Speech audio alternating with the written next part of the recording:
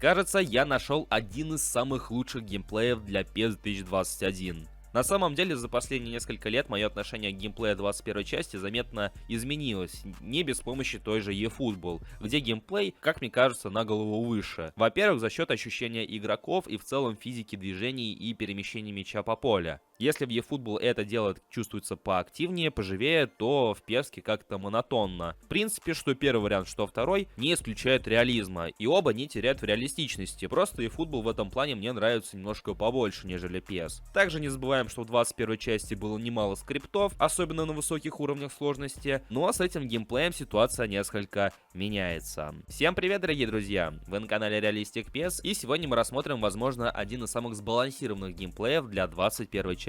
Если заинтересованы, то досмотрите ролик до конца.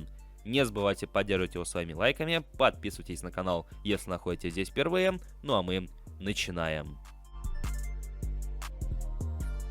Не буду таить интригу и сразу расскажу вам, что же это за геймплей такой. Его название это PES 2021 Ultimate Gameplay 2023, версия 1.07.01. Бороздя просторы интернета в поисках более-менее неплохого геймплея для 21 части, я неоднократно натыкался на комментарии людей о том, что этот геймплей один из самых таких вот сбалансированных, более-менее играбельных и в целом, хороший сам по себе. Я и решил ознакомиться, что здесь к чему. И сыграв половину сезона в Мастер-лиге на уровне звезда футбола с этим геймплеем, я остался им доволен. Стоит начать с того, что скриптовые моменты были сведены к минимуму. То есть, конечно, без них не обошлось, но все равно их не так много, как в оригинальной PES 2021 или с теми же самыми другими геймплеями. Здесь редко возникают такие случаи, когда компьютер, если хочет забить вам, он забьет вам в любом случае, и неважно как, но он это сделает. Но с этим геймплеем таких моментов прям по минимуму. Да, иногда все еще залетают какие-то неожиданные мячи, но в то же время они не кажутся такими неоправданными. И вы все равно можете оказать плюс-минус сопротивление компьютеру и даже перевернуть ход встречи, в то время как в оригинальном геймплее это было несколько трудновато. И не знаю, как для вас, но для меня это является прям-таки существенным плюсом, потому что именно фактор скриптовости геймплея 21 части смущал при игре в нее.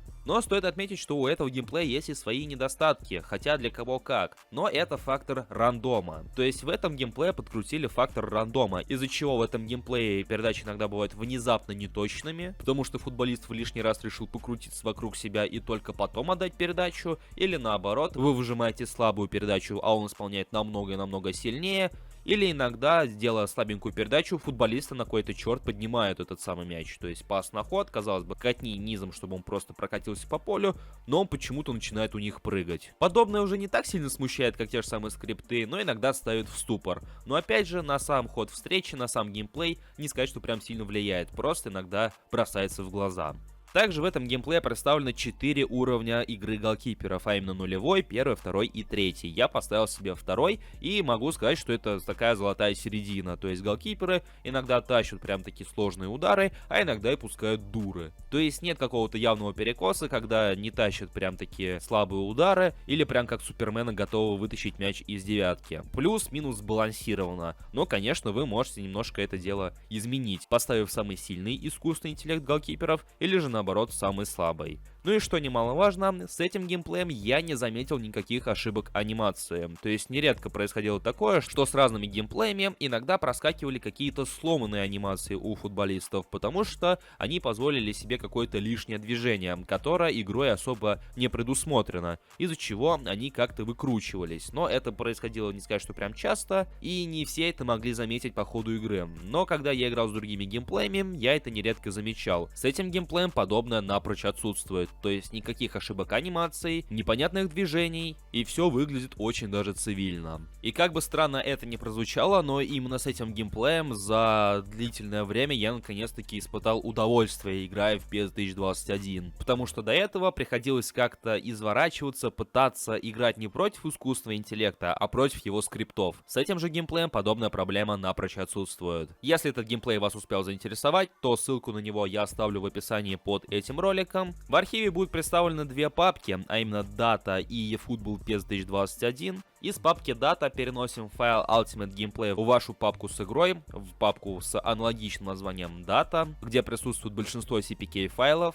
после чего возвращаемся к архиву и наблюдаем папку DT18 All. Здесь представлена игра голкиперов. Опять же, нулевой уровень самый простой, третий самый сложный. Выбираете желаемый уровень и переносите ваш файл из архива в ту же самую папку Data, куда мы скопировали предыдущий файл. Но важное уточнение: перед тем, как его перенести, сделайте бэкап файла DT18 All, который и отвечает за игру голкиперов.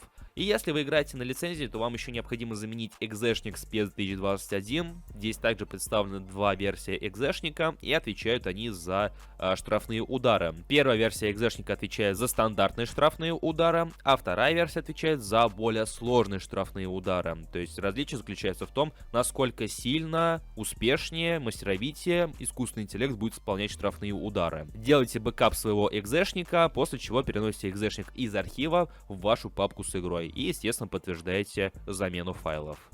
В концовке повторюсь, что геймплеем я остался доволен, и, по моему мнению, это чуть ли не один из самых сбалансированных геймплеев, потому что за время игры со слабыми командами, с топовыми командами я не заметил прям-таки большого перекоса в сторону искусственного интеллекта. То есть мне не приходилось играть в обороне против слабых команд, мне не приходилось играть в обороне против сильных команд. И, скажем так, моя команда, а я играл за Челси, плюс-минус соответствовала своему статусу, то есть равного соперника против сильных команд и сильной команды против слабых команд. Поэтому в этом плане я прям-таки удовлетворен на все 101%. Ну а если вы все еще играете в 21 часть, то в комментариях пишите, с каким геймплеем играете именно вы, с каким патчем играете, может быть вы играете на SP Football Live с их местным геймплеем. В общем, пишите, буду рад ознакомиться. Ну и если этот ролик оказался полезным для вас, может быть даже интересным, то не забудьте поддержать его своим большим пальцем вверх. Ну и подписывайтесь на канал с колокольчиком, если находитесь здесь впервые. Всем спасибо за просмотр и вашу активность,